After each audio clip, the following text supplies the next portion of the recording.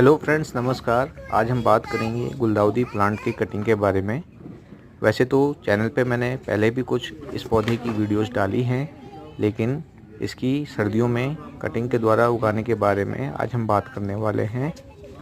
Normally गुलदाउदी plant की cuttings को मानसून सीजन में लगाया जाता है, लेकिन ये देखिए जो इस गमले में आप ये कुछ कटिंग्स देख रहे हैं, इन्हें मैंने सर्दियों में दिसंबर मंथ में लगाया था और अब लगभग फरवरी के मंथ में ये पूरी तरह से तैयार हो गई हैं और इनके टॉप पे छोटे छोटे फ्लावर भी बनने लग गए हैं।